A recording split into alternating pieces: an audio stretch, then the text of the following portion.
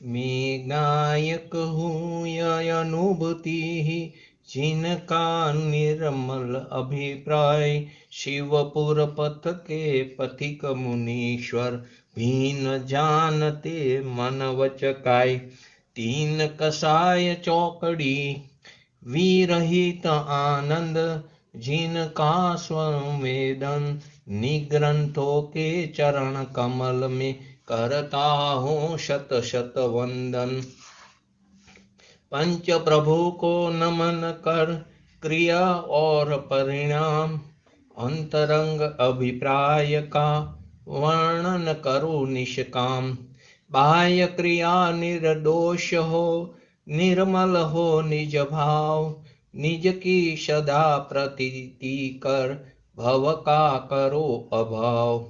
करो नमन श्री वीर जिनेश्वर कुंदादिक आचार्य महान। मर्मोद घाटक जिन वाणी के टोडर मलय अद्भुत गुणगान। मोक्ष मार्ग के महाप्रकाशक अद्वितीय सप्तम अध्याय गुरु कहान अद्भुत व्याख्याता क्रिया और परिणति अभिप्राय। मैं हूँ एक अभेद त्रिकाली नायक यह निर्मल अभिप्राय। प्रकट करो अरु निज परिणति में समता रस का बहे प्रभाव।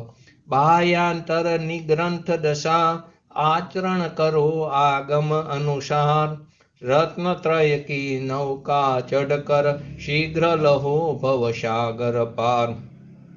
मैं नर नारी सुखी दुखी अरूपर का मैं करता भोक्ता। यह मिथ्या अभिप्राय वमन कर भेद ज्ञान को भजू सदा। राग द्वेष अरु पुण्य पाप की ज्वाला शांत करू जिन राज। वीत राग विज्ञान पुर में हे प्रभु डूब रहा मैं आज।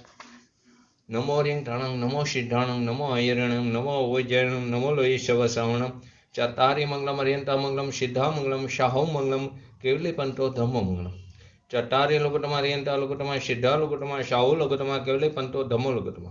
चट्टारि शरण भोजामि अर्यंते शरण भोजामि सिद्धे शरण भोजामि शाहो शरण भोजामि केवली पंतो धर्मो शरण भोजामि। ओम नमो अरिहंताणं।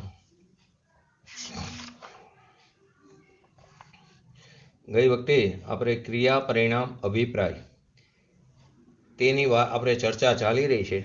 તો આ જીવે અનંતવાર મહાવ્રત આદિ શુભ ક્રિયાઓ કરી છે। અનંતવાર દ્રવ્યલિંગી મુનિપણું ધારણ કર્યું છે। અનંતવાર ભગવાનની દિવ્યવાણી સાંભળી છે। અનંતવાર તેને બાહ્ય આચરણ પણ કર્યું છે। બીજું શુભ ક્રિયા કરતા કરતા એના જે પરિણામ છે તે પણ શુભાશુભ ભાવરૂપે થયા છે।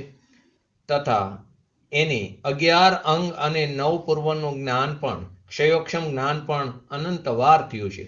11 અંગ અને 9 પૂર્વનું ક્ષયોક્ષમ જ્ઞાન પણ અનંતવાર થયું છે। શુભાશુભ પરિણામ અને શુભ આચરણ એટલે કે શુભ આચરણ અને શુભ પરિણામ થયા બાદ પણ આપણને આજ સુધી મોક્ષ માર્ગની પ્રાપ્તિ થઈ નથી। આજ સુધી આપણને મોક્ષ માર્ગની પ્રાપ્તિ નથી। શુભ આચરણ પણ કર્યું, બાહ્ય આચરણ શુભ આચરણ પણ કર્યું, શુભ પરિણામ પણ કર્યા, છતાં પણ આપણને આજ સુધી આપણને મોક્ષ માર્ગની પ્રાપ્તિ એટલે કે સમ્યક દર્શનની પ્રાપ્તિ થઈ નથી। માટે પ્રશ્ન ઉત્પન્ન થાય કે શુભ આચરણ આપણે કર્યું, શુભ ભાવ પણ છે, તો હજી સુધી આપણને મોક્ષ માર્ગ કેમ મળ્યો નહીં? હજી સુધી કેમ મોક્ષ માર્ગ ન મળ્યો? તો એના જવાબમાં શ્રીમદજીએ પણ એક વાક્ય લખ્યું હતું કે અબ ક્યો ન વિચારત હે મન में કછું ઓર રહા ઉન સાધન છે। કેમ હવે કેમ મનમાં વિચાર હજી આનાથી એવું કયું સાધન બાકી રહ્યું કે જેને કારણે મને હજી સમ્યક દર્શનની પ્રાપ્તિ ન થઈ? મેં મહાવ્રત આદિનું એટલે કે દ્રવ્યલિંગી મુનિપણું ધારણ કરીને પણ અનંતવાર હું 9મી ગ્રીવે કે 31 સાગરોપમનું આયુષ્ય ભોગવીને આવ્યો। અનંતવાર મેં ભગવાનની દિવ્યવાણી સાંભળી કે જ્યાં 9 તત્વની ને આદિ બધી વાત મેં સાંભળી, એને પરલક્ષી જ્ઞાન પણ કર્યું, પરંતુ એકવાર મેં મારા સ્વના લક્ષ્ય મેં જ્ઞાન ન કર્યું, તેને કારણે હું હજી આત્માને પ્રાપ્ત કરી શક્યો નથી। કેમ? તો કે આપણી દ્રષ્ટિ હંમેશા પર તરફ ગઈ. પરને નિમિત્તમાંથી જ આપણે વસ્તુને પ્રાપ્ત કરવાનો પ્રયત્ન કર્યો. એકવાર પોતાના સ્વભાવ તરફ દ્રષ્ટિ ન કરી. એટલા માટે ભગવાનના સમસરણમાં અનંતવાર ગયો, પરંતુ એકવાર આત્મામાં ન ગયો. જો એકવાર આત્મામાં મરજીવા થઈને ડૂબકી મારી હોય તો આપણને રત્નની, સમ્યક દર્શન રૂપી રત્નની પ્રાપ્તિ ન થાય એવું 3 કાળમાં શક્ય નથી. પરંતુ આવું અપૂર્વ કાર્ય આપણે આજ સુધી પ્રાપ્ત કર્યું નથી, અને તેના ફળ સ્વરૂપે આપણને સંસારનું પરિભ્રમણ ચાલુ છે અને શાશ્વત સુખની પ્રાપ્તિ થઈ નથી. તો માટે શું કહે છે? અબ ક્યો નો વિચારત હે મન में કછું ઓર રહા ઉન સાધન છે. આ બધા સાધનો તો મેં કર્યા, પરંતુ હજી સુધી મેં મુક્તિની પ્રાપ્તિ ન કરી. તો એવું તે શું રહ્યું બાકી? એવું કયું સાધન બાકી છે કે જેને કારણે મને હજી સુધી એને મેં પ્રયત્ન ન કર્યો, એ સાધનને મેં પામ્યો નહીં, તેને કારણે મને સમ્યક દર્શનની પ્રાપ્તિ ન થઈ. માટે શુભ ક્રિયા અને શુભ પરિણામ હોવા છતાં મોક્ષ માર્ગ મને હજી સુધી મળ્યો નથી. શુભ ક્રિયા પણ કરી. શુભ ક્રિયા એટલે દયા, દાન, વ્રત, તપ, ભક્તિ, પૂજા, અભિષેક, સ્વાધ્યાય, ભગવાનની વાણી આદિ શુભ ક્રિયા કરી, અને તે શુભ ક્રિયા કર્યા તેને અનુલક્ષીને શુભ પરિણામ પણ થયા. પરિણામ છે તે ક્રિયાનું નિમિત્ત છે. પરિણામ તે ક્રિયાનું નિમિત્ત છે. ક્રિયા નિમિત્તિક છે, પરિણામ ક્રિયાનું નિમિત્ત છે. તો કે આવા શુભ પરિણામ મેં કર્યા, શુભ ક્રિયા પણ કરી, પણ હજી સુધી મને મોક્ષ માર્ગની પ્રાપ્તિ નથી થઈ. તો એવો કયો ત્રીજો ઉપાય છે કે જેના અભાવથી મને મોક્ષ માર્ગની પ્રાપ્તિ ન થઈ? જેનો મને અભાવ છે એને કારણે મને મોક્ષ માર્ગની પ્રાપ્તિ નહોતી, એને કારણે મને સમ્યક દર્શન રત્નત્રયની મને પ્રાપ્તિ નહોતી, દર્શન જ્ઞાન ચારિત્ર રૂપી રત્નત્રયની પ્રાપ્તિ ન થઈ. માટે અહીંયા દ્રવ્યલિંગીની કોઈ નિંદાની કે પ્રશંસાની વાત નથી, કેમ કે દ્રવ્યલિંગી પણ 3 પ્રકારના છે. ગઈ વખતે આપણે ચર્ચા કરી હતી. બોલો કેટલા પ્રકારના દ્રવ્યલિંગી છે મુનિ? બોલો. છાયાબેન, જયંતિભાઈ, દિશાબેન.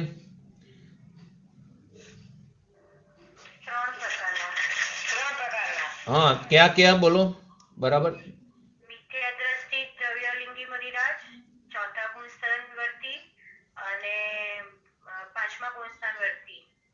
બરાબર. હવે બરાબર જવાબ સાચો છે, પરંતુ આપણે એક વિચારી કે દ્રવ્યલિંગી મુનિપણું જે જીવે ધારણ કર્યું અને તે મિથ્યાત્વ દિશામાં છે અત્યારે, બરાબર. એટલે પહેલા ગુણસ્થાન એ આપણે અનંતવાર કરી ચૂક્યા છે.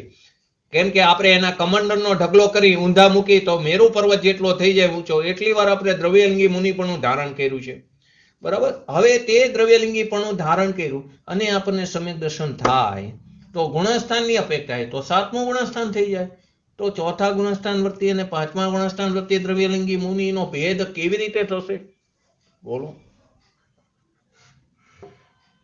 પ્રશ્ન પહેલા સમજો. પ્રશ્ન સમજમાં આવ્યો કે નહીં? દ્રવ્યલિંગી મિથ્યા દ્રષ્ટિ દ્રવ્યલિંગી મુનિ છે. મિથ્યા દ્રષ્ટિ દ્રવ્યલિંગી મુનિ છે અને તેને સમ્યક દર્શનની પ્રાપ્તિ થઈ તો તે 6થા 7મા ગુણસ્થાનમાં ચાલ્યો જાય, વિભાવલિંગી મુનિ થઈ જાય. તો પછી દ્રવ્યલિંગી મુનિના જે આપણે 3 ભેદ બતાવ્યા, પહેલા ગુણસ્થાન વર્તી દ્રવ્યલિંગી મુનિ જે આપણે અનંતવાર કરી ચૂક્યા છીએ એ પ્રાપ્ત, એના ફળ સ્વરૂપે આપણે અનંતવાર 9મી ગ્રીવેક સુધી પણ જઈ આવ્યા છીએ, 31 સાગરો પમનું આયુષ્ય પણ ભોગવીને આવ્યા છે એક પહેલા. તો 4થા ને 5મા ગુણસ્થાન વર્તી દ્રવ્યલિંગી મુનિરાજનો ભેદ કેવી રીતે પડશે? બોલો. બોલો દિશાબેન, છાયાબેન, જયંતિભાઈ, બોલો.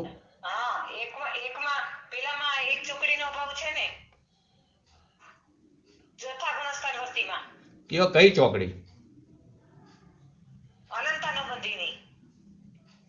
બરાબર. પછી 7મી વાત જવા દો, એ તો ભાવલિંગી, અહીંયાની વાત નથી, 5મા ગુણસ્થાનની વાત છે. 5મા ગુણસ્થાન વર્તી દ્રવ્યલિંગી મુનિરાજ. જવાબ સાચો છે. 4થા ગુણસ્થાન વર્તી દ્રવ્યલિંગી મુનિરાજ વાસ્તવમાં મિથ્યા દ્રષ્ટિ દ્રવ્યલિંગી મુનિરાજ, એને સમ્યક દર્શન થયું, પરંતુ સમ્યક દર્શન થયા પછી પરંતુ એને એક જ અનંતાબંધી ચોકડીનો અભાવ થયો. તો તે 4થા ગુણસ્થાન વર્તી દ્રવ્યલિંગી મુનિરાજ કીધા, એને અસંયમી કીધા, તેને અસંયમી કીધા. કઈ અપેક્ષાએ? અનંતાબંધીના અભાવની અપેક્ષાએ. બાકીના ને પ્રત્યાખ્યાન, અપ્રત્યાખ્યાન, સંજલન ચોકડીનો સદભાવ છે તે અપેક્ષાએ. અને જે 5મા ગુણસ્થાન વર્તી દ્રવ્યલિંગી મુનિરાજ છે તેને 2 ચોકડીનો અભાવ છે, તેને 2 ચોકડીનો અભાવ છે. બે એટલે 3 પ્રકારના દ્રવ્યલિંગી મુનિરાજ થયા. અને ચોથા દ્રવ્યલિંગી મુનિરાજ તો એ 6ઠા 7મા ગુણસ્થાન, પરંતુ એને ભાવલિંગી. તો ભાવલિંગી મુનિપણાનું આખું નામ છે ભાવલિંગી દ્રવ્યલિંગી મુનિ, પરંતુ દ્રવ્યલિંગી ગર્ભિત કર્યું છે. એટલે આપણે શું કહીએ 6ઠા 7મા ગુણસ્થાનમાં ઝૂલતા ભાવલિંગી મુનિરાજ, પરંતુ તે શું છે દ્રવ્યલિંગી પરંતુ સાથે ભાવલિંગી. તેમને 3 કસાય ચોકડીનો અભાવ હોય, 3 કસાય ચોકડીની અભાવરૂપ વિતરાગ પરિણીતિ એમને પ્રાપ્ત કરેલી છે. તેવા ભાવલિંગી મુનિરાજ જે 6ઠા 7મા ગુણસ્થાનમાં ઝૂલતા હોય તેવા ભાવલિંગી મુનિરાજને પૂજ્ય ગુરુદેવશ્રી વારંવાર કહે છે અમે તેના દાસાનો દાસ છે. હવે આવા જે ભાવલિંગી મુનિરાજ છે તે ગુણસ્થાનની અપેક્ષાએ 6ઠા ગુણસ્થાનથી ચાલુ થઈને ક્યાં સુધીના ભાવલિંગી મુનિ કહેવાય છે? બોલો,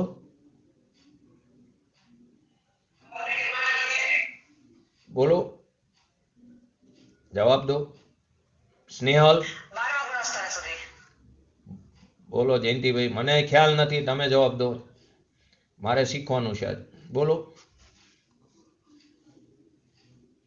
કયા ગુણસ્થાન સુધી મુનિરાજ મુનિપણું કહેવાય છે? 12મા ગુણસ્થાન સુધી ચાલે. અર્યંતને શું કહેવાય? કેવલીને શું કહેવાય?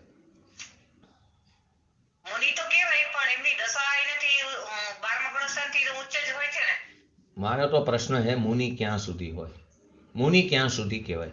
તો 6ઠા ગુણસ્થાનથી લઈને બસ હવે 6ઠા ગુણસ્થાનથી લઈને 14મા ગુણસ્થાન સુધી બધા મુનિ જ કહેવાય, બધા મુનિ જ કહેવાય. અને તેની સંખ્યા કેટલી છે?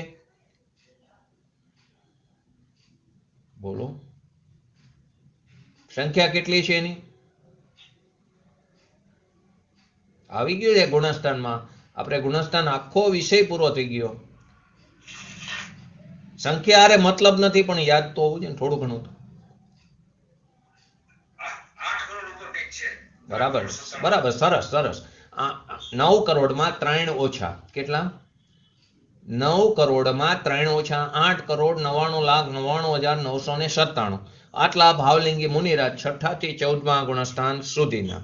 તો કે અહીં શું વાત છે કે જેના અભાવથી હજી મને મોક્ષ માર્ગ નથી મળ્યો.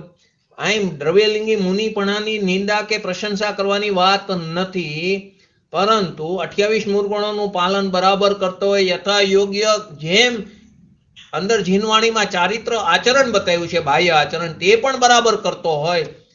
અત્યારના તો દ્રવ્યલિંગી મુનિ પણ નથી, કેમ કે પોતાના માટે બનાવેલો ચોખાનો આહાર લે છે. તો 28 મૂળગુણોમાંથી એક પણ મૂળગુણ ન પાલે તો એ દ્રવ્યલિંગી નથી કહેવાતા અત્યારે આ કાળમાં. છતાં પણ એક પણ એવું પણ શાસ્ત્રમાં છે કે પંચમકારના અંત સુધી ભાવલિંગી મુનિ જોવા મળશે. વિરાંગ મુનિ પંચમકારના અંત સુધી ધર્મની છે પ્રભાવના, તો ત્યાં ભાવલિંગી મુનિ પણ છે. તો આગળ આપણા જે પ્રશ્ન છે કે ત્યાં ક્રિયા પરિણામ અભિપ્રાયના અનુશીલનની અપેક્ષાએ આપણે આખી વસ્તુને આને સમજી કે અહીં આપણો ઉદ્દેશ્ય શું છે? શુભ આચરણ કે શુભ ભાવ હે છે કે નહીં? તે હે છે કે નહીં?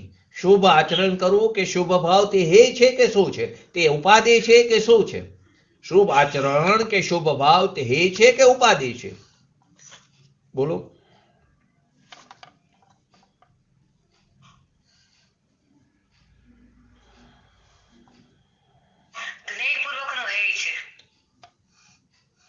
તે હે છે અત્યારે એટલું રાખો. ઉપાધિ નથી, તેના આશ્રય આત્માની પ્રાપ્તિ નહીં થાય. શુભ ભાવના આશ્રય શુદ્ધની પ્રાપ્તિ નહીં થાય. શુભના અભાવમાં શુદ્ધની પ્રાપ્તિ થાય છે. તો છેલ્લે આપણે ગયા સ્વાધ્યાયમાં ક્રિયા પરિણામ અભિપ્રાયનું સ્વરૂપ સમજાતા મોક્ષ માર્ગ પ્રકાશકના 7મા અધિકારની અનુલક્ષીને 246 કે એમ કે પેજ નંબર હતો 7મા અધિકારમાં. તેની અંદર હતું સમ્યક ચારિત્રની અન્યથા. સમ્યક ચારિત્રની અન્યથા જે વાત છે તેની અંદર બાહ્ય ક્રિયા ઉપર તો તેની દ્રષ્ટિ છે, પણ પરિણામ સુધારવા કે બગાડવાનો વિચાર નથી. આપણી દ્રષ્ટિ ક્યાં હોય છે? બાહ્ય ક્રિયા ઉપર. કેટલું પૂજા કરી, કેવી રીતે સ્વાધ્યાય કર્યો, કેટલો અભિષેક કર્યો, બધી બાહ્ય ક્રિયા. જે રીતે અન્ય જૈન મતમાં ઉપવાસનું મહત્વ છે, તો આપણે પૂજામાં અભિષેકમાં કે સ્વાધ્યાયમાં એનો અર્થ એવો નથી કે ન કરવું. અશુભથી બચવા માટે શુભ ભાવ આવ્યા વગર રહેતો નથી. સ્વચ્છંદી બનવા માટેની વાત નથી, પણ ત્યાં અટકવાની વાત નથી. શુભ ભાવ તે ધર્મ નથી, શુભ ભાવ તેને અધર્મ કહેવામાં આવ્યો. ભગવાનનું પંચ પરમેષ્ઠીનું સ્મરણ કર્યું તેને પણ અધર્મ. અધર્મ એટલે કે તે આત્મધર્મ નથી. તેના આશરે આત્માની પ્રાપ્તિ નહીં થાય. પદ્રવ્ય છે, એના આશરે આત્માની પ્રાપ્તિ નહીં થાય. તો આપણી દ્રષ્ટિ તો હંમેશા ક્યાં રહી છે? બાહ્ય ક્રિયા ઉપર. આપણા પરિણામ આપણો જૈન ધર્મ ભાવ ઉપર છે. તો તે પરિણામ બગાડવાનો કે સુધારવાનો વિચાર નથી આપણને આવતો.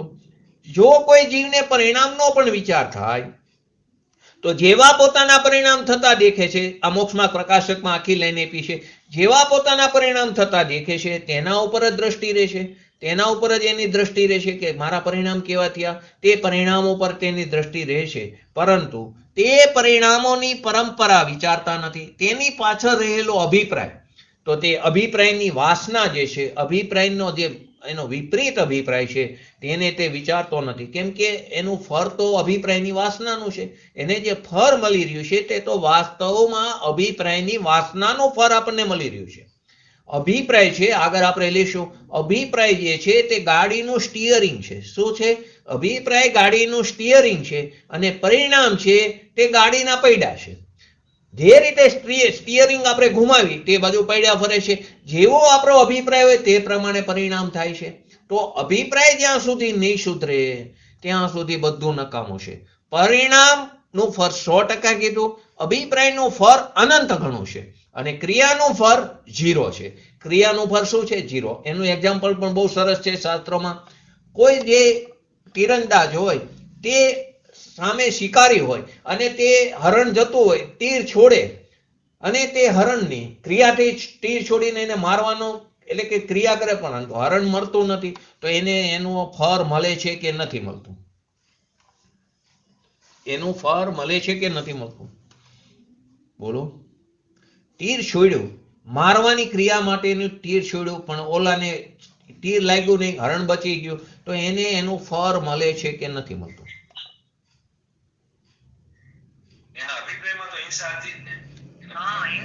અહીં અત્યારે હજી પરિણામ લો. પરિણામને અત્યારે અભિપ્રાયને છોડો. હજી અભિપ્રાય તો સૂક્ષ્મ છે, અત્યારે એને છોડો. પણ ભાવનો જુઓ તો એનો ભાવ શું હતો? મારવાનો. બચવું કે ન બચવું, બચવું કે ન બચવું તેના આયુ કર્મને આધીન હતું. કોના? હરણના. હરણનું આયુ કર્મને આધીન. આયુ કર્મને આધીન. આયુ કર્મ એ નિમિત્ત રૂપે છે. આયુ કર્મને આધીન બચવું કે ન બચવું. માટે આપણે એમ કહીએ છીએ ને કે જીવ દયા શું છે? અહિંસા પરમો ધર્મ. શું કે મહાવીર સ્વામી શું કીધું છે? અહિંસા પરમો ધર્મ. તો આપણે કોની અહિંસા માની છીએ? કે બહારના જીવોને બચાવો, પાંજરાપોરમાં જતા જીવોને બચાવો, એ ધર્મ છે. એ કરવાની ના નથી, શુભ ભાવ છે. અર્થનો અનર્થ ન થાય તે શુભ ભાવ છે, પરંતુ તે ધર્મ નથી. ધર્મ એટલે આત્મધર્મ નથી. તે શું છે? તે શું છે? શુભ ભાવ છે. ને શુભ ભાવ બંધનનું કારણ છે. શુભ ભાવ તે બંધનનું કારણ છે. તે સુવર્ણની બેડીને બાંધે છે. તે સુવર્ણરૂપી બેડીને બાંધે છે. તો એનાથી સ્વચ્છંદી બનવાનું નથી, પરંતુ આપણે જે એને બચાવી છીએ ત્યારે આપણો અંદર અભિપ્રાય શું છે? મારે કારણે જીવ બચ્યો. ઘણા જીવ છોડાવે છે ને. હમણાં જ અમારા એક સગામાં ઘટના બની તે કે આપણે મરણના સમયે એમ કે આમને આટલા જીવ છોડાવો, એમને આટલા જીવ છોડાવો. એટલે અહીંયા એને ધર્મ માને છે કે બરાબર છે, પરંતુ જીવ છોડાવો તે આપણે કારણે બચવું કે ન બચવું આપણે કારણે નથી. એ બચવાનું હતું, એની લાયકાત હતી, એનું આયુ કર્મ હતું, તો એ બચે છે. એમાં આપણે નિમિત્ત રૂપે બન્યા છીએ, બહિરંગ નિમિત્ત રૂપે, પરંતુ તે ધર્મ નથી. છતાં પણ તે ધર્મ નથી. તો કે ક્રિયાનું ફળ 0, પરિણામ તો થયા ને એને મારવાના હરણને. હરણ મર્યું કે ન મર્યું પછીની વાત છે. ભાવ થયો કે ભાવનું ફળ છે જૈન ધર્મમાં. અને તેની પાછળ અભિપ્રાયની જે પરંપરા છે, એની પરંપરાની પાછળ અભિપ્રાયની જે વાસના છે, ખરેખર તો તેનું ફળ છે અને તેનું ફળ અનંત ઘણું છે. તે વિષયને આખું સમજવા માટે આપણે આ વિષય મોક્ષમાર્ગ પ્રકાશક 7મા અધિકારને અનુલક્ષીને લઈશું. આપણે આગળ 3 શબ્દો જોયા. એક તો પહેલી ક્રિયા. તો ક્રિયા કોને કીધી? કઈ ક્રિયા લેવાની છે આની અંદર? ક્રિયા 2 પ્રકારની. ક્રિયા આગળ તો મેં એક પોસ્ટ પણ લખી છે. ક્રિયાના પણ 3 ભેદ પાડ્યા હતા. એની મેં 8 કે 9 પોસ્ટ લખી છે. એ કદાચ મને સમય મળશે તો હું ફરી પોસ્ટને મૂકીશ. તો કે ક્રિયા અત્યારે તો આપણે 2 પ્રકારની. એક ક્રિયા કોને કીધી? સૈદ્ધાંતિક દ્રષ્ટિથી પ્રત્યેક દ્રવ્યમાં એક પર્યાયનો વ્યય થઈને બીજા પર્યાયની ઉત્પત્તિ થાય. પ્રત્યેક દ્રવ્યમાં હર સમયે ઉત્પાદ વ્યય ચાલુ છે, તો આ સમયે જે પર્યાય ઉત્પન્ન થઈ તે બીજા સમયે વ્યય થાય, અને ફરી 3 કાળમાં ઈની પર્યાય તો આવતી નથી. એવી ને એવી આવે પણ ઈ જ પર્યાય તો ક્યારેય આવતી નથી. તો જે પર્યાય ઉત્પન્ન થઈ તેનો બીજા સમયે જે વ્યય થયો, એટલે કે વ્યય થયો, ધારો કે આ સમયમાં, અત્યારે આ સમયમાં વ્યય થયો તો આ સમયે નવી પર્યાય ઉત્પન્ન થઈ, એને પણ શું કહેવામાં આવ્યું છે? તે આ પર્યાયની જે બદલવાને પણ ક્રિયા કહેવામાં આવી છે. એને ઈ ક્રિયાની આ વાત નથી, એ ક્રિયાની વાત નથી. આ ક્રિયા કઈ લીધી? બાહ્ય ક્રિયા. તો બાહ્ય ક્રિયામાં બે ભેદ પડે, એક શુભ ક્રિયા અને એક અશુભ ક્રિયા.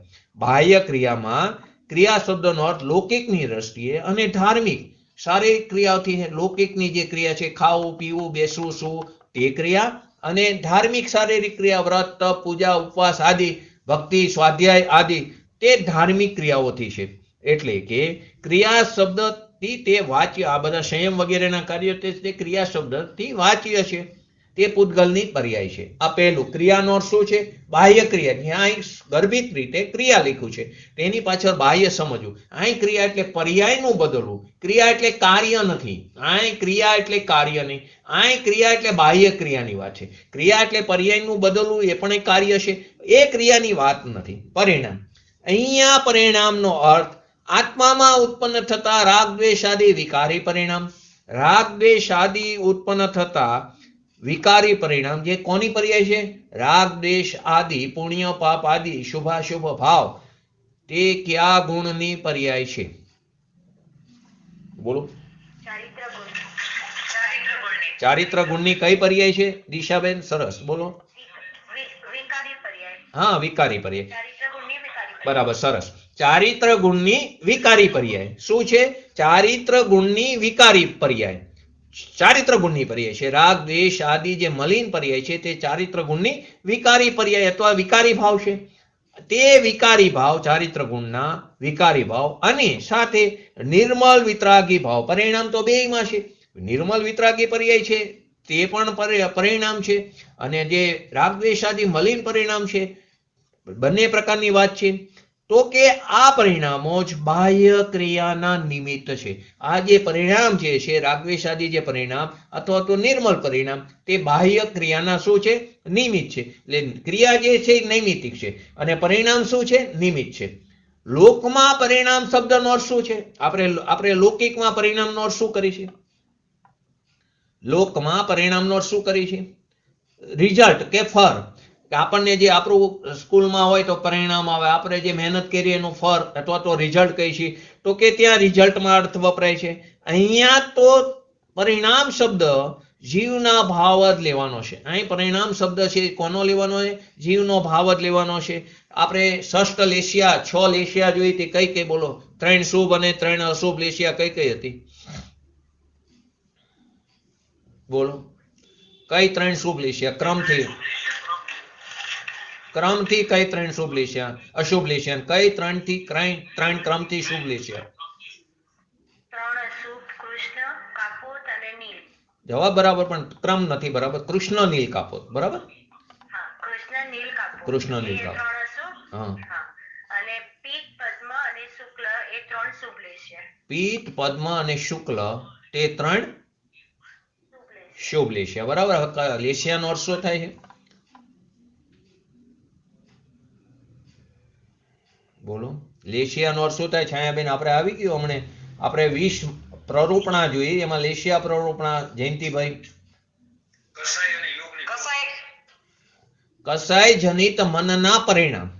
કસાય જનિત મનના પરિણામ, તેને શું કીધું તો આપણે? લેશિયા કીધી હતી. તો અહીં લેશિયામાં શું આવશે? તો કે લેશિયામાં પણ આ જ વાત છે, કસાય જનિત મનના પરિણામ. આપણા પરિણામ ઉપર વાત છે.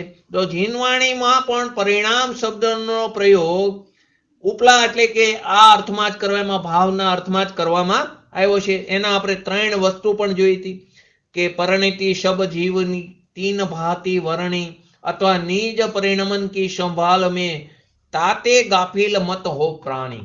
આપણા પરિણામમાં ક્યારેય પણ ગાફિલ નહીં, એટલે કે એમાં સતત સાવધાની રાખવાની છે, કેમ કે હર સમયે ભાવ મરણ થાય છે.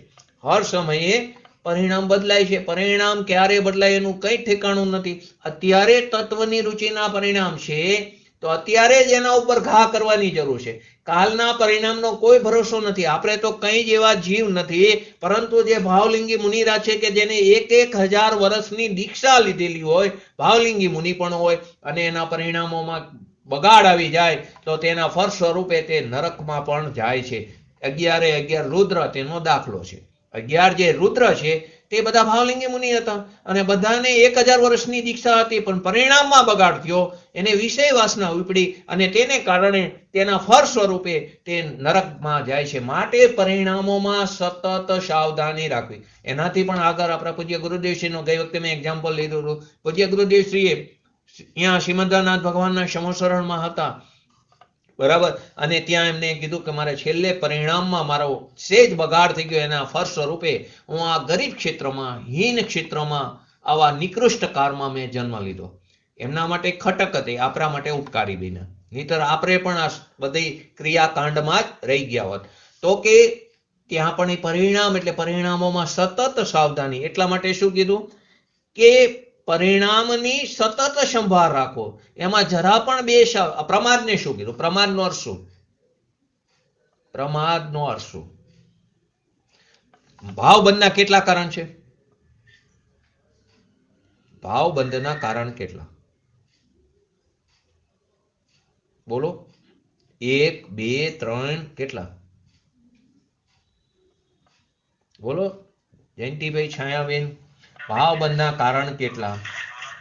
હર્ષાબેન? હે? બરાબર, 5 કારણ. બરાબર. ક્યાં ક્યાં?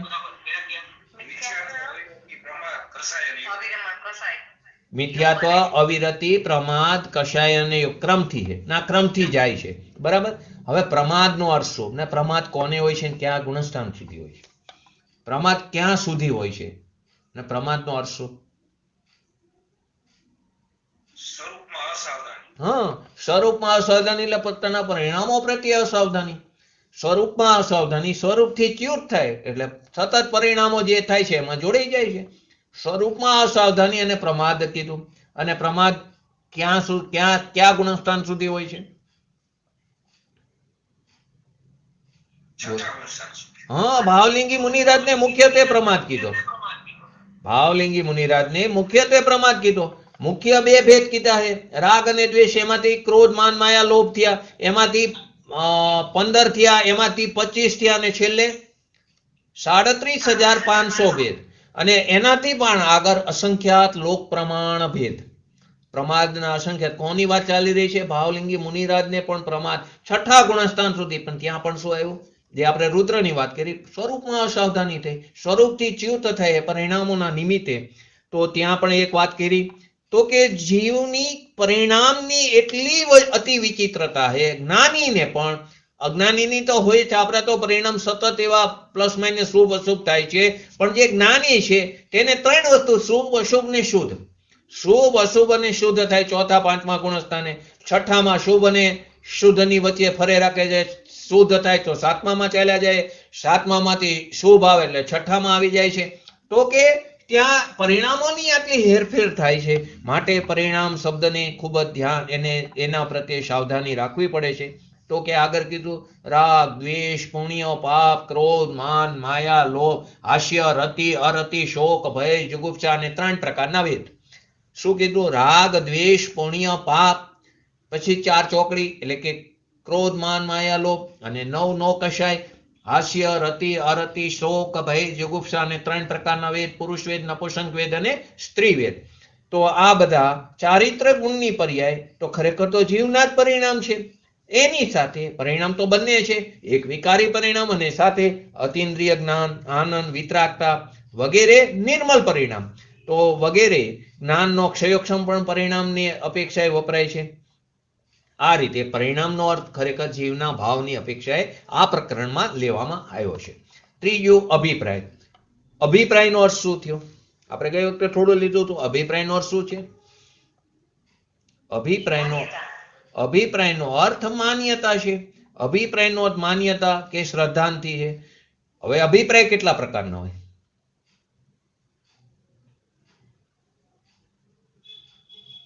બોલો. 5 પ્રકારના, 4 પ્રકારના, 6 પ્રકારના? અભિપ્રાય કેટલા પ્રકારનો? જયંતિભાઈ, અભિપ્રાય કેટલા પ્રકારના? દિશાબેન, અભિપ્રાય કેટલા પ્રકારના? સરસ જવાબ છાયાબેન, બરાબર હતો. અભિપ્રાય કેટલા? 2 પ્રકારના. ક્યાં ક્યાં? મિથ્યા અભિપ્રાય અને સમ્યક અભિપ્રાય. મિથ્યા અભિપ્રાય એ મિથ્યા દ્રષ્ટિ, સમ્યક અભિપ્રાય તે સમ્યક દ્રષ્ટિ. તો કે શું કીધું? અભિપ્રાય શબ્દનો અર્થ શ્રદ્ધાથી છે. ક્રિયા પરિણામ પછી અભિપ્રાય શબ્દ મૂકવામાં આવ્યો. આપણે જે અત્યારે આપણે આખો અધ્યાય સમજી રહ્યા છીએ એમાં પહેલું ક્રિયા લીધું, પછી પરિણામ લીધું અને પછી અભિપ્રાય. તો ક્રિયા પરિણામ અભિપ્રાય તે સ્થૂળતાથી સૂક્ષ્મતાની અપેક્ષાએ, શેનાથી અપેક્ષાએ? સ્થૂળતાથી. ક્રિયા સાવ સ્થૂળ છે, પરિણામ એનાથી પણ સૂક્ષ્મ અને અભિપ્રાય તો અતિ સૂક્ષ્મ. તો સ્થૂળતાથી સૂક્ષ્મતાની અપેક્ષાએ ક્રિયા પરિણામ અને અભિપ્રાય મૂકવામાં આવ્યું છે. એનો અર્થ શું થયો? કે અભિપ્રાય જે છે તે બાહ્ય ક્રિયાઓથી પણ ભિન્ન છે અને પરિણામથી પણ ભિન્ન છે. અભિપ્રાય જે છે આપણે એક્ઝામ્પલથી આગળ સમજશું. જે અભિપ્રાય છે તે બાહ્ય ક્રિયાથી પણ ભિન્ન છે. જે 3 વસ્તુ છે તે બાહ્ય ક્રિયાથી પણ ભિન્ન છે. આપણી અંદર જે ભાવ થાય છે તે પરિણામ જે છે તેનાથી પણ ભિન્ન છે. એટલે ત્રીજો શબ્દ છે તે છેલ્લે મૂકો, ક્રિયા પરિણામ અને અભિપ્રાય. એટલે અર્થ શું થયો? કે પરિણામથી પણ કોઈ ભિન્ન અલગ પ્રવૃત્તિ પડી છે. માટે પંડિત ટોડરમલજી સાહેબે તેને અભિપ્રાયની જોડે પ્રતીતિ શબ્દ પણ મૂકો, એટલે કે શ્રદ્ધાની વાત છે. ક્યાંક ક્યાંક તેને વિશ્વાસ અને દ્રષ્ટિકોણ શબ્દનો પણ પ્રયોગ કરવામાં આવ્યો છે. લૌકિકમાં અભિપ્રાય ક્યાં વપરાય છે? કે કોઈ વસ્તુનો કોઈનો મત જોતો હોય, એનું મંતવ્ય જોતું હોય તો પણ અભિપ્રાય, આનો આ મત છે, આનો આ અભિપ્રાય છે. ત્યાં અભિપ્રાયનો અર્થ શું છે? મત, અથવા તો કોઈ પણ વિષયમાં એના મંતવ્યને પણ અભિપ્રાય કહેવામાં આવે છે. અહીંયા અગૃહિત મિથ્યાત્વ અને ગૃહિત મિથ્યાત્વ, તેને અભિપ્રાય, અગૃહિત અને ગૃહિત મિથ્યાત્વ તે પણ એક અભિપ્રાયમાં વપરાય છે. તો કે અભિપ્રાય એટલે શ્રદ્ધા ગુણની કેવી પર્યાય છે? જે અગૃહિત મિથ્યાત્વ અને ગૃહિત મિથ્યાત્વ જેને પણ આપણે અભિપ્રાય કહી છીએ, તે અભિપ્રાય તે શ્રદ્ધા ગુણની કઈ પર્યાય છે? બોલો. હા, વિકારી કે વિપરીત પર્યાય છે. શ્રદ્ધા ગુણની વિપરીત પર્યાય છે. કેટલા પ્રકારના મિથ્યાત્વ કીધા? અગૃહિત અને ગૃહિત. આપણને અત્યારે કેટલાક મિથ્યાત્વ સાથે છીએ આપણે?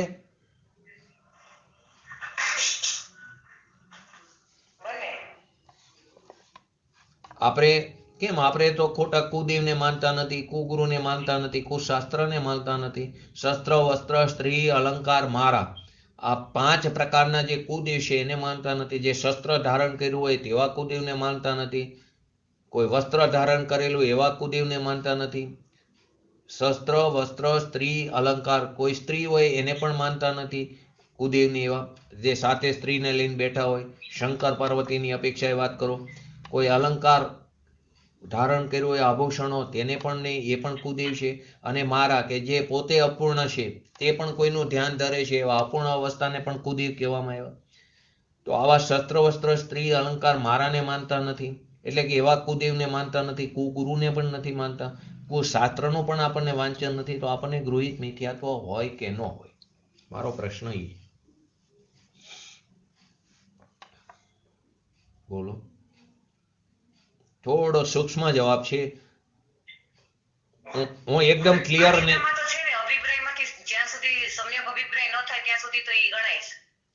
બોલો આગળ. બરાબર. બોલો જયંતિભાઈ. અજ્ઞાન છે ત્યાં લગી તો 5 પ્રકારમાં એક અજ્ઞાની આવે છે. જે ભેદ આપણે સમજી છીએ એમાં કેટલા છે ગૃહિત મિથ્યાત્વના ભેદ? બોલો. પ્રતિક્રમણમાં બોલી છીએ આપણે.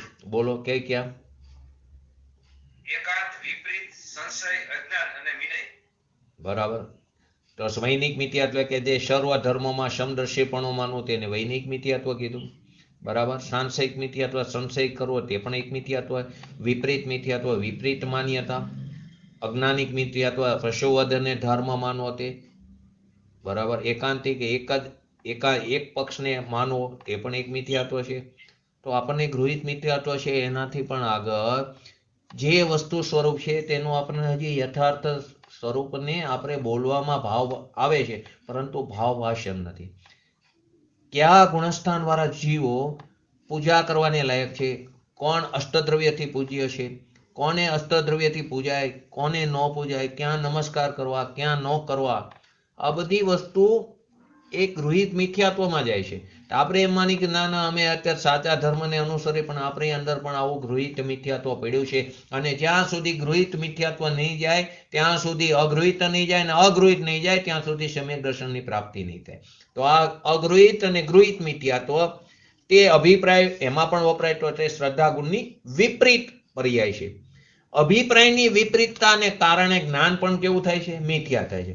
આપણા અભિપ્રાયની વિપરીતતાને કારણે જ્ઞાન તો જ્ઞાન જ છે, જ્ઞાન એક જ પ્રકારનું, પરંતુ તે જ્ઞાન અજ્ઞાનનું નામ પામે છે, મિથ્યા જ્ઞાનનું નામ પામે. એના પાસે આપણે 3 ભેદ જોયા હતા: સંશય, વિપર્ય અને અનધ્યવસાય.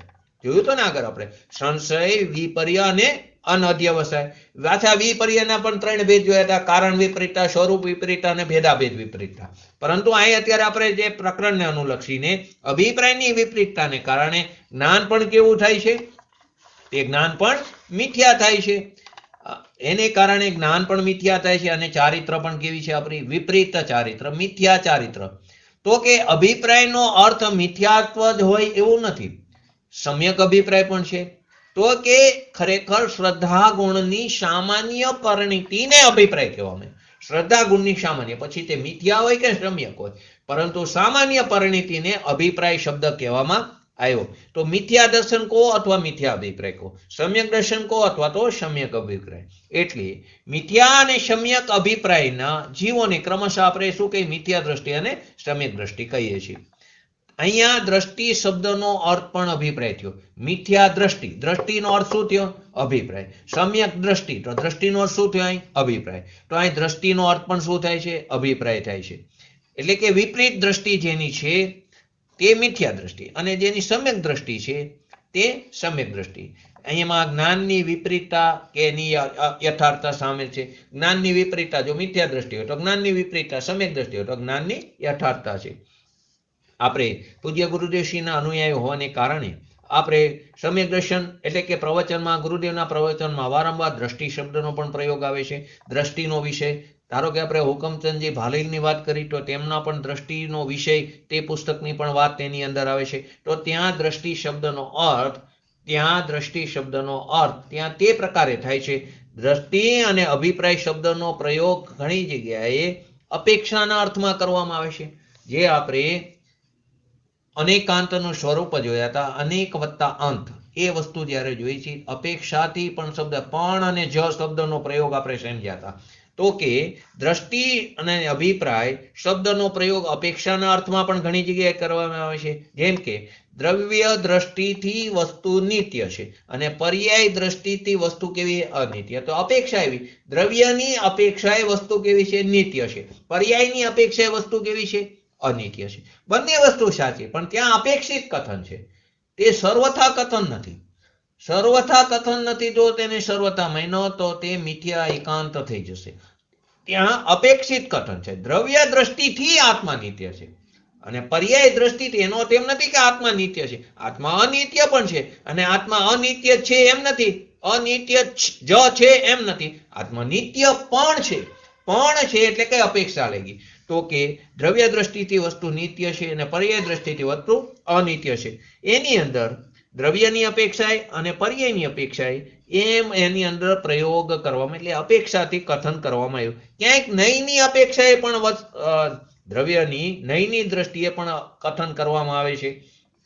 તો અહીં અત્યારે આપણે અભિપ્રાયનો અર્થ શ્રદ્ધા ગુણની પર્યાયની અપેક્ષાએ વાત કરવામાં આવે છે. એમાં આપણે ક્રિયા, પરિણામ અને અભિપ્રાયનો ક્રમ સમજી. ક્રિયા, પરિણામ અને અભિપ્રાયનો ક્રમ સમજી. તો મુક્તિ માર્ગ પ્રગટ કરવા માટે, મોક્ષ માર્ગની પ્રાપ્તિ કરવા માટે વસ્તુ સ્વરૂપનો સૌથી પહેલો આપણે સ્વીકાર કરવો પડશે, એનો નિર્ણય કરવો પડશે. જેમ ભગવાને વસ્તુ સ્વરૂપ બતાવ્યું છે તેમ જ યથાર્થ છે તેવું પહેલા વિકલ્પાત્મક ભૂમિકામાં આપણે એનો નિર્ણય કરવો પડશે. નિર્ણય કરીને તે વિકલ્પના અભાવમાં નિર્વિકલ્પની પ્રાપ્તિ થાય છે. તો પહેલા તો સ્વરૂપનો નિર્ણય થશે તો મહિમા આવશે તો રુચિ ઉપડશે તો વીર્ય એ બાજુ કાર્ય કરશે. રુચિ અનુસાર વીર્ય અને કાર્યની પ્રાપ્તિ થયા વગર રહેતી નથી. તો સૌથી પહેલા અભિપ્રાયની ભૂલ સુધારીને આપણી અંદર જે અભિપ્રાયની ભૂલ, એના માટે આપણે ગઈ વખતે ઓમનું એક્ઝામ્પલ પણ લીધું હતું. ઓમમાં 3 વસ્તુ થાય અને આપણે 18 ભેદ જોયા હતા. એમાં એક ભેદ એવો હતો અ પ્લસ ઉ પ્લસ મ. અ એટલે પહેલા અભિપ્રાય ફેરવો, પછી ઉપયોગ લગાડો, અને અ પ્લસ ઉ પ્લસ મ એટલે મગ્ન, એટલે કે લીન થાવ. પહેલા અભિપ્રાયને ફેરવો, અભિપ્રાય ફરતા ઉપયોગ પણ અંદર જે બહાર ઉપયોગ જાય છે આપણો, એ ઉપયોગ ક્યાં જશે? સ્વમાં જશે, અંદર લીન થશે. તો પહેલા અભિપ્રાયની ભૂલ સુધારીને સમ્યક એટલે કે યથાર્થ અભિપ્રાય પ્રગટ કરવામાં આવે છે. સમ્યક અભિપ્રાય થયા બાદ પરિણામોમાં વિતરાગ ભાવની વૃદ્ધિ થવા લાગે છે. સમ્યક અભિપ્રાય જીવનો થાય પછી પરિણામ જે છે તે પરિણામોમાં પણ વિતરાગ ભાવની વૃદ્ધિ એટલે કે શુદ્ધિની વૃદ્ધિ થવા લાગે છે.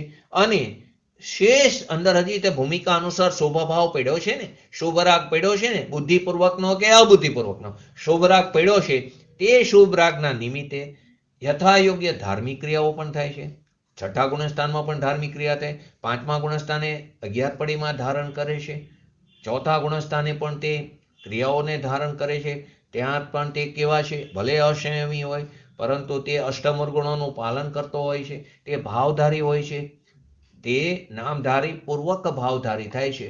ડાયરેક્ટ કોઈ ભાવધારી નામધારી, બધા નામધારી તે નામ ભાવધારી નથી થતા, પરંતુ જે ભાવધારી છે તે નામધારી થયા વગર રહેતા નથી. તો નામધારીમાં અષ્ટમૂળ ગુણોનું પાલન, 7 પ્રકારના વ્યસનોનો ત્યાગ, 22 પ્રકારના અભક્ષ્યનો ત્યાગ, આ બધું છે તે હોવો જોઈએ. રાત્રિ ભોજનનો ત્યાગ, પરંતુ તે ક્રિયા છે, તેનું ફળ 0 છે, તે ધર્મ નથી. બસ આ સમજવાની જરૂર છે.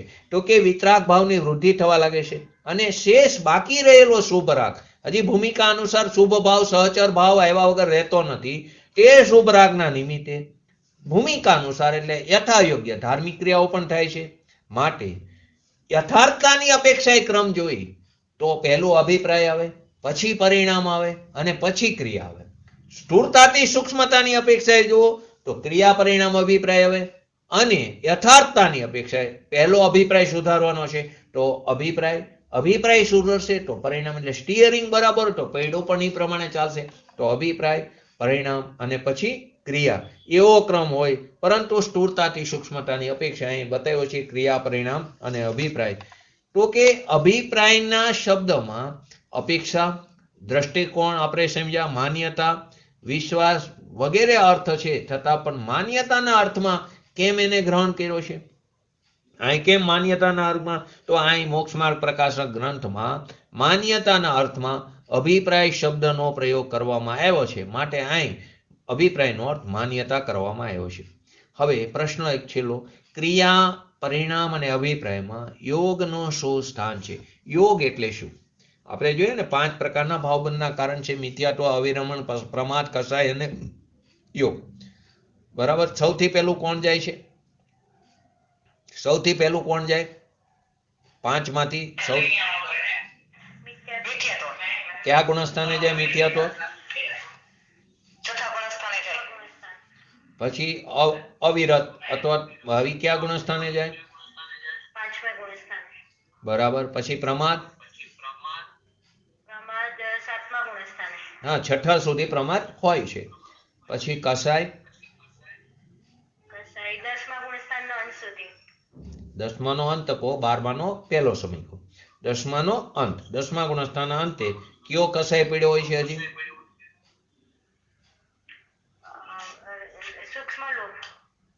સૂક્ષ્મ લોભ. બરાબર. તો કઈ ચોકડીનો સૂક્ષ્મ લોભ છે? સ્વંજલન, ક્રોધ, માન, માયા. લોભમાં ક્રોધ, માન, માયા આદિ બધું 9મા ગુણસ્થાને જતું રહે. લોભ પડ્યો હોય છે, એ લોભ 10મા ગુણસ્થાનના અંતે જાય એટલે કસાય જાય છે. અને પછી યોગ ક્યારે જાય છે?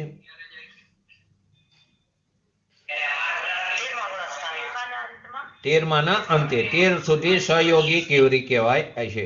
14મું ગુણસ્થાન અયોગી કેવરી. આ યોગ શબ્દ બાબા રામદેવ વાળા યોગની વાત નથી. યોગ એટલે શું?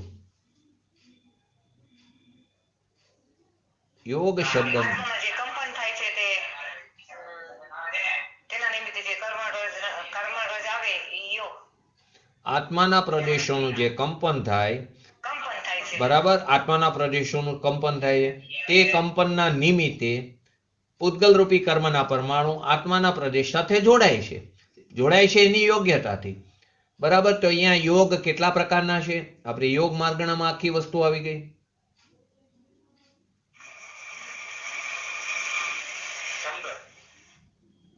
મુખ્યત્વે કેટલા છે આપણે? મન, વચન અને કાય. બરાબર. હવે કર્મનો બંધ કેટલા પ્રકારે પડે છે?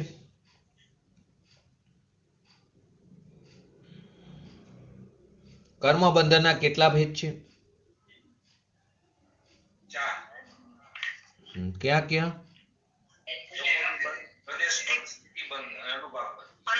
પ્રદેશ બંધ, પ્રકૃતિ બંધ, સ્થિતિ બંધ અને અનુભાગ બંધ. સાથે સાથે જૂનું એટલે લેતા જાઓ, થોડુંક રિવાઇઝ થઈ જાય. આને અનુલક્ષીને જ છે, આગળ ખ્યાલ આવશે.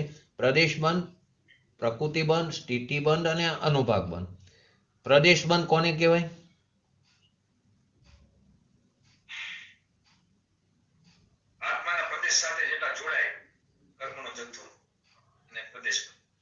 કર્મના પરમાણુનો જથ્થો એને શું કીધું? પ્રદેશ.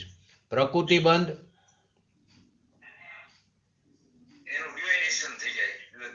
એનું એક્ઝામ્પલ શું લીધું હતું આપણે? કે જે આપણે ખોરાક લઈ તો એ શરીરમાં જાય તો એનું વિષ્ટા આદિમાં, લોહી આદિમાં એનું વિભાજન થઈ જાય. અહીં મૂળ પ્રકૃતિમાં, મૂળ 8 પ્રકૃતિમાં અથવા 148 સૂત્ર પ્રકૃતિમાં એનું વિભાજન થાય પરમાણુના જથ્થાનું. એ પ્રકૃતિ બંધ. સ્થિતિ બંધ એટલે કેટલા સમય માટે તે પરમાણુ આપણા આત્માના પ્રદેશ સાથે પડેલા રહેશે તે સ્થિતિના. અનુભાગ એટલે ઉદયમાં આવીને આપણને જતા રિટર્ન ગિફ્ટ આપતા જાય, પ્રેઝન્ટ આપતા જાય, તેને શું કીધું? અનુભાગ અથવા તો રસ કહો અથવા તો ફર કહો. હવે પ્રદેશ બંધ અને પ્રકૃતિ બંધ કોના નિમિત્તે પડે છે?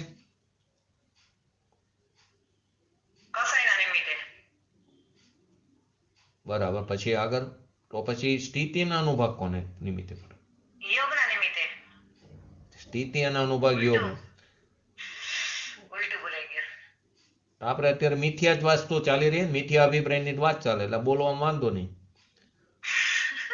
બોલો જયંતિભાઈ, શું છે પ્રદેશ બંધ અને પ્રકૃતિ બંધ કોના નિમિત્તે પડે? બોલો દિશાબેન. હરીશભાઈ બોલો. પ્રદેશ બંધ અને પ્રકૃતિ બંધ યોગના નિમિત્તે. તેથી 13મા ગુણસ્થાન દ્વારા કેવરીને પણ પ્રદેશ અને પ્રકૃતિ બંધ થાય છે. પરંતુ એ આપણે શું એક્ઝામ્પલ આપીશું કે ભીત ઉપર રેતી નાખી એમ તરત ઉદયમાં આવીને ખરી જાય છે. બરાબર. સ્થિતિના અનુભાગ નથી, કેમ કે ત્યાં કસાયનો અભાવ છે 10મા ગુણસ્થાનના અંતે, માટે ત્યાં એને કસાય બંધ પડતો નથી. કસાય જે છે એના નિમિત્તે સ્થિતિ બંધ અને અનુભાગ, એટલે 10મા ગુણસ્થાન સુધી 4 બંધ પડે, પછી 2 બંધ પડે છે, પ્રદેશ બંધ અને પ્રકૃતિ બંધ. અહીંયા મન, વચન, કાયાના નિમિત્તે આત્માના પ્રદેશોનું કંપન, મન, વચન, કાયાના નિમિત્તે આત્માના પ્રદેશોનું કંપન પોતાની યોગ્યતાથી, પણ મન, વચન, કાયાના નિમિત્તે થનારા આત્માના પ્રદેશોના કંપનને યોગ કહેવામાં, મનોયોગ, વચન યોગ, કાય યોગ, તો તેને યોગ કહેવામાં આવ્યું છે. યોગ પણ ખરેખર શું છે? ઉત્પાદ વ્યય હોવાથી ક્રિયા છે. યોગ પણ ખરેખર શું છે? ક્રિયા છે. ઉત્પાદ થાય છે, વ્યય તે ઉત્પાદ વ્યય રૂપ હોવાથી તે પણ ક્રિયા છે. પરંતુ અહીંયા યોગ જીવના યોગ ગુણનું પરિણામ હોવાથી તેને પરિણામ પણ કહેવામાં આવે છે. પરિણામ યોગ જીવના યોગ ગુણનું પરિણમન હોવાથી તેને પરિણામ પણ કહેવામાં આવ્યું છે. યોગની ક્રિયા પણ કીધી ઉત્પાદની અપેક્ષાએ, અને તે યોગ ગુણનું પરિણામ હોવાથી તેને પરિણમન હોવાથી તેને પરિણામ પણ કીધું. મનના નિમિત્તે થનારા જીવના ભાવોને પરિણામ કીધું. મનના નિમિત્તે થનારા જીવના જે ભાવ, મન, વચન, કાય છે ને, તો મનના નિમિત્તે આપણા મનના નિમિત્તે જીવના થનારા ભાવોને પરિણામ છે. અને વચન અને કાયની ક્રિયા, વચનની અનુલક્ષીને અને કાયને અનુલક્ષીને જે ક્રિયા જે છે તેની ક્રિયા કહેવામાં આવી. અભિપ્રાય મન, વચન, કાયની ક્રિયાથી ભિન્ન છે. અભિપ્રાય જે છે તે મનની ક્રિયાથી એટલે પરિણામથી ભિન્ન છે. વચન અને કાયની એટલે કે એની ક્રિયાથી પણ ભિન્ન છે. કેમ કે વચન અને કાયની ક્રિયાની ક્રિયા કીધી, અને મનના નિમિત્તે થનારા જીવના ભાવને પરિણામ કીધા. તો અભિપ્રાય મન, વચન અને કાયા ત્રણેયથી ભિન્ન છે. એટલા માટે તે ક્રિયા અને પરિણામથી ભિન્ન. અહીં તો સિદ્ધ શું કરવું છે? તે પરિણામ અને ક્રિયાથી ભિન્ન છે. તો ક્રિયા કોના નિમિત્તે કીધી? તો કે તે વચન અને કાયના નિમિત્તે, અને મનના નિમિત્તે થનારા જીવના ભાવને પરિણામ કીધા. તેનાથી તે ભિન્ન છે. મન, વચન અને કાય ના પરિણામથી, એની ક્રિયાથી અભિપ્રાય કેવો છે? ભિન્ન છે. માટે શ્રદ્ધા ગુણના પરિણમને અહીં અભિપ્રાય કહેવામાં આવ્યો છે. હવે આગળ અભિપ્રાયની વિપરીતતા, જે આપણે ખરેખર આપણને ખ્યાલ જ નથી અભિપ્રાય કોને કહેવાય, ક્રિયા કોને કહેવાય અને પરિણામ કોને કહેવાય. કેમ કે ક્રિયાનું ને પરિણામનો તોય ખ્યાલ આવે છે, પરંતુ પરિણામ અને અભિપ્રાયનો ખ્યાલ આવતો નથી. તો અહીં આપણે પહેલા સમજી, આ જીવને એટલે કે આપણને મનુષ્ય ભવની પ્રાપ્તિ અનંત વાર થઈ છે. કેટલી વાર થઈ? અનંત વાર. ના મનુષ્ય ભવ ક્યારે મળે? અનંત ચક્ર ફરી રાખીએ છીએ. આપણે આખું પંચ પરાવર્તન સમજ્યા, એના આપણે 13 કે 14 સ્વાધ્યાય કર્યા પંચ પરાવર્તનના. તેની અંદર બધી વસ્તુ આવી ગઈ છે. તો કે તેની અંદર પણ આવ્યું મનુષ્ય ભવની દુર્લભતા. તો એમાં પણ આપણે કાય સ્થિતિ અને ભવ સ્થિતિ સમજ્યા હતા. તો આપણે મનુષ્ય ભવ કેટલી વાર કર્યો છે? કે અનંત વાર. અનાદિકાળથી રખડી છે. અનાદિકાળથી રખડી છે. જે તે સમયે તો પહેલા આપણે નિત્યની ગોદમાં હતા, નિત્યની ગોદમાંથી બહાર આવ્યા, ત્યાંથી આવીને આપણે અનંત વાર આગળ આવી ગયું. કેટલી વાર માટે આવ્યા? ઉત્કૃષ્ટમાં ઉત્કૃષ્ટ. કેટલા સાગરોપમ માટે આવ્યા છીએ બહાર? ઉત્કૃષ્ટમાં ઉત્કૃષ્ટ. બધા એટલા સાગરોપમ બહાર રહે જ એવો કોઈ નિયમ નથી, પરંતુ વધારેમાં વધારે કેટલો રહે એ નિયમ છે. કેટલા માટે બહાર આવ્યા છીએ આપણે? નિત્યની ગોદમાંથી પહેલી વાર નીકળ્યા ત્યારે. આપણે તો અનાદિકાળથી રખડી, તો હવે તો ઈતરની ગોદમાંથી આવ્યા, તો કેટલી વાર મેક્સિમમ બહાર રહી છીએ આપણે? બોલો. 2000 સાગરોપમથી અધિક. તેના માટે શું શબ્દ વપરાય છે? સાધિક સાગરોપમ. સાધિક 2000 સાગરોપમ. બરાબર.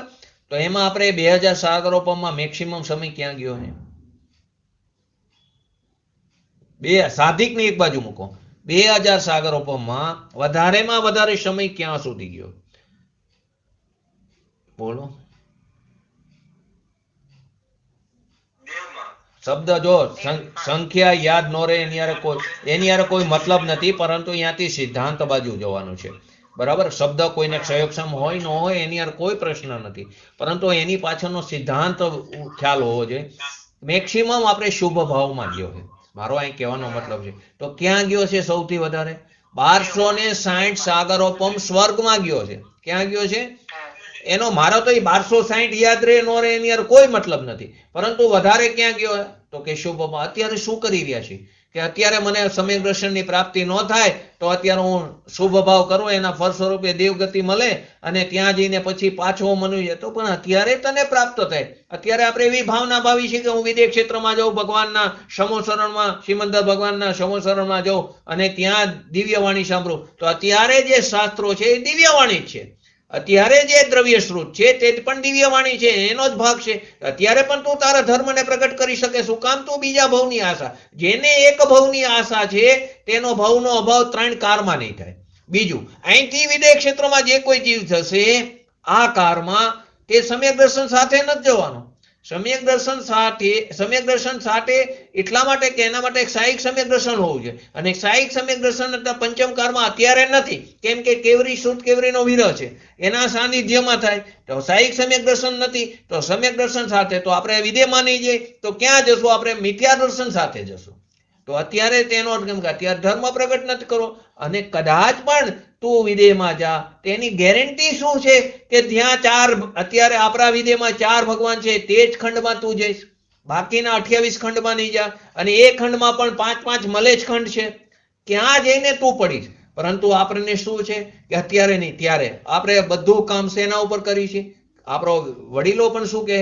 આજનું કામ આજ કરો, કાલ ઉપર ન છોડો. અને અહીં શું કરી? અત્યારે નહીં, કાલે બીજા ભાવમાં કરીશ. એમ નથી. અત્યારે તારી તવી ગરમ છે તો રોટલી શેકી લે. અત્યારે તારા પરિણામોમાં રુચિ ઉપડી છે, તીવ્રતા ઉપડી. ભલે અત્યારે અંતરંગ રુચિ નો બહિરંગ રુચિ ઉપડી છે, તેને તું અંતરંગ રુચિમાં કેરવ. તો શું કે મનુષ્ય ભવની પ્રાપ્તિ અનંતવાર 1260 એમાં ગયા, 740 નરકમાં ગયા. પ્રતિકૂળતામાં ઓછા ગયા, અનુકૂળતામાં વધારે ગયા. અને આપણે અનુકૂળતાને સંયોગો ભેગા કરવામાં પ્રયત્ન કરી રહ્યા છીએ. પ્રતિકૂળતામાં ઓછા ગયા. વાંહે જે સાધિક રહ્યું ને એમાં 3 દેવગતિના, એમાં તિર્યંશ મનુષ્ય આદિ આવી જાય. આ તો સ્વર્ગ એટલે વૈમાનિક દેવની વાત છે. તો અનંતવાર થયો. જ્ઞાની ગુરુ સર્વજ્ઞ ભગવાનની સાક્ષાત દિવ્ય ધ્વનિનો લાભ પણ આપણે અનંતવાર પૂજ્ય ગુરુદેવ શ્રી જેવા જ્ઞાની પુરુષોનો પણ સમાગમ આપણને અનંતવાર થયો હોય. કેમ કે દ્રવ્યલિંગી મુનિ પણ થયા છે અનંતવાર. અનંતવાર આપણે 11 અંગ અને 9 પૂર્વનું જ્ઞાન પણ કર્યું, સૂક્ષ્મ જ્ઞાન પણ કર્યું છે. એકવાર યથાર્થ ધારણા જ્ઞાન ન થયું. તો કે સર્વજ્ઞ ભગવાનની સાક્ષાત યથાર્થ ધારણા જ્ઞાન, બાકીનું ધારણા જ્ઞાન તો અત્યારે થઈ રહ્યું છે અને એ આ દેહ છૂટશે એટલે છૂટી જશે. તો દિવ્ય ધ્વનિનો લાભ આપણને અનંતવાર થયો છે. ગુરુના ઉપદેશથી પ્રેરિત થઈને જીવે સમ્યક દર્શન જ્ઞાન ચારિત્રને મુક્તિનું કારણ પણ જાણ્યું. ગુરુના ઉપદેશથી અત્યારે પણ આપણને ખબર છે, અત્યારે આપણે જેટલા સ્વાધ્યાયમાં જોઈન્ટ થયા છીએ તે બધાને ખ્યાલ છે કે આ જીવે સમ્યક દર્શન જ્ઞાન ચારિત્રને મુક્તિનું પરંપરા કારણ માન્યું છે ને. મોક્ષની પ્રાપ્તિ માટે શું હોવું જોઈએ? તો કે ચારિત્રપણું હોવું જોઈએ. ચારિત્રપણું તો કે સમ્યક દર્શન પૂર્વક હોવું જોઈએ. તો સમ્યક દર્શનને પરંપરા કારણ કીધું. વાસ્તવમાં તો સ્વભાવના આશ્રય થાય, પરંતુ આ વસ્તુ હોય છે. તો કે સમ્યક દર્શન જ્ઞાન ચારિત્રને મુક્તિનું કારણ જાણીને તેની પ્રાપ્તિના પ્રયત્નો પણ આપણે અનેકવાર કર્યા, અનેકવાર એના, પરંતુ એને કેવી રીતે પ્રાપ્ત થાય એ નિધિની ખબર નથી, એ વિધિની ખબર નથી, એટલે નિધિની પ્રાપ્તિ થતી નથી. સમ્યક દર્શન જ્ઞાન ચારિત્ર આદિની પ્રાપ્તિ થવાથી મોક્ષ માર્ગની પ્રાપ્તિ થવાથી મોક્ષની પ્રાપ્તિ થાય છે. એનું એ કારણ છે એ ખબર હોવા છતાં, કેમ કે ગુરુનો ઉપદેશ આપણને મળ્યો છે આ કાળમાં, નિકૃષ્ટ કાળમાં જ્ઞાની પુરુષનો સમાગમ થયો. પૂર્વે પણ આવી દેશના લબ્ધિ અનંતવાર સાંભળી છે, પરંતુ દેશના સાંભળી છે, દેશના લબ્ધિ ન સાંભળી. ખરેખર સ્વના લક્ષ્ય નથી વિચાર્યું. તો કે એ કેવી રીતે પ્રાપ્ત થઈ વિધિની ખબર નથી. અને વિધિની ખબર ત્યારે કહેવાય કે જો તેને અમલમાં મૂકી. બાકી સાંભળી ન સાંભળી બરાબર છે, બાકી સાંભળી ન સાંભળી બરાબર છે, અમલમાં મૂક્યો તો જ એને સાંભળી કહેવાય છે. તો કે એને મુક્તિનું કારણ એને જાણીને એની પ્રાપ્તિ માટે આપણે અનેકવાર પ્રયત્નો કર્યા, પણ સમ્યક દર્શન જ્ઞાન ચારિત્રનું વાસ્તવિક સ્વરૂપ આપણને ખ્યાલ નથી. એ જાણ્યા વગર તેમના બાહ્ય સ્વરૂપને જ પરમાર્થ માની લીધો. એનો બાહ્ય સ્વરૂપને જ પરમાર્થ માની લીધો. એને ધર્મ, એ તો પર્યાય છે અને પર્યાયમાં તું ઊભો રહી ગયો. પૂજ્ય ગુરુદેવશ્રી વારંવાર કહે છે કે તું બહારના પદ્રવ્યથી છૂટીને તું પર્યાય સુધી તો આવી ગયો. સ્વદ્રવ્યના એટલે કે સ્વ દ્રવ્ય એટલે અહીંયા પદાર્થની અપેક્ષા, તેના સ્વચતુષ્યની અંદર તો આવી ગયા, એની મર્યાદામાં આવી ગયો. પછી પર્યાયની સન્મુખતા ન છોડી. પર્યાયની સન્મુખતા છોડીને મેં એક પોસ્ટમાં પણ લખ્યું છે કે જે પોતાનું ક્ષણિક સતનું વિસર્જન કરીને ત્રિકારી સતમાં સર્જન કરે, એટલે કે પર્યાયનું પર્યાયત્વ છોડીને દ્રવ્યનો અંગીકાર કરે, એટલે કે દ્રવ્યમય બની જાય અને ત્યાં અભેદ પરિણમન થાય, ત્યાં એકમેક થાય, એક નહીં એકમેક. એ એકમેકનો અર્થ સમજાય તો સ્વરૂપની પ્રાપ્તિ થયા વગર રહેતી નથી. માટે સમ્યક દર્શન જ્ઞાન ચારિત્રનું વાસ્તવિક સ્વરૂપ આપણને જાણ્યા વગર આપણે બાહ્ય સ્વરૂપને પરમાર્થ માનીને આપણે એની ક્રિયાને, એને જ પ્રાપ્તિનો પુરુષાર્થ કર્યો છે, બાહ્ય ક્રિયાનો.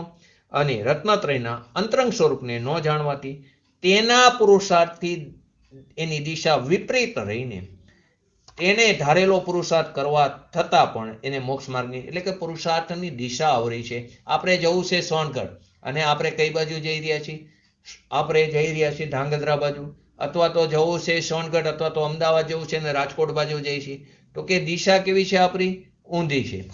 દિશા આપણી ઊંધી છે. અને દિશા સૌરિક એટલે સૌથી પહેલા દિશા એટલે કે આપણી જે દિશા બદલાશે તો દશા બદલાતા વગર નહીં રહે, દિશા બદલાશે તો દશા બદલાતા વગર નહીં રહે. માટે અંતરંગ સ્વરૂપને પહેલા યથાર્થ જાણવું જરૂરી છે. આપણું અંતરંગ સ્વરૂપ કોની પાસેથી જાણી શકશું? કે ગુરુ પાસેથી. પરંતુ ગુરુ આપણને કરાવી નહીં શકે. એના માટે તો પુરુષાર્થ પોતે સ્વયં કરવો પડશે. ત્યારે બાહ્ય ગુરુ ઉપર, ત્યારે બાહ્ય નિમિત્તમાં ગુરુ ઉપર તેનો આરોપ આવે છે. અને આગળ આપણે આવતા સ્વાધ્યાયમાં શુક્રવારે છેલ્લે શ્રીમદ રાજચંદ્રની પંક્તિ, બિન સદગુરુ કોઈ ન લહે, કોઈ નો ભેદ લહે. આ વાક્યને એટલે સમજવું જરૂરી છે. શ્રીમદજી તો જ્ઞાની પુરુષ હતા, પરંતુ એમના અનુયાયીએ આનો અર્થનો અનર્થ કરી નાખ્યો અને ગુરુને મેં ના કરી નાખ્યો. ખરેખર આત્મા જ આત્માનો ગુરુ છે. આત્માથી મોટો કોઈ પરમ ગુરુ નથી. આત્માનો માર્ગ આત્મામાંથી નીકળીને આત્મામાં સમાય છે. આગળ પણ મેં કીધું હતું, બાહ્ય જે વિદ્યાગુરુ છે તેની અપેક્ષાએ પૂજ્ય ગુરુદેવ શ્રી તે અધ્યાત્મ ગુરુ કહેવાય. તેની અપેક્ષાએ એક વ્યવહાર ગુરુ અને પૂજ્ય ગુરુદેવ શ્રી તેની અપેક્ષાએ નિશ્ચય ગુરુ કહેવાય. પૂજ્ય ગુરુદેવ શ્રી અને ભાવલિંગી મુનિરાજ લો તો પૂજ્ય ગુરુદેવ શ્રી તે વ્યવહાર ગુરુ થયા અને ભાવલિંગી મુનિરાજ તે નિશ્ચય ગુરુ થયા. ભાવલિંગી મુનિરાજ અને કેવરીને સાથે લો તો ભાવલિંગી મુનિરાજ 6ઠા 7મા ગુણસ્થાન વાળા તે વ્યવહાર ગુરુ થયા અને કેવરી જે છે તે નિશ્ચય ગુરુ થયા. કેવરીને અને પોતાના આત્માને સાથે લો તો કેવરી જે છે તે વ્યવહાર ગુરુ છે અને પોતાનો આત્મા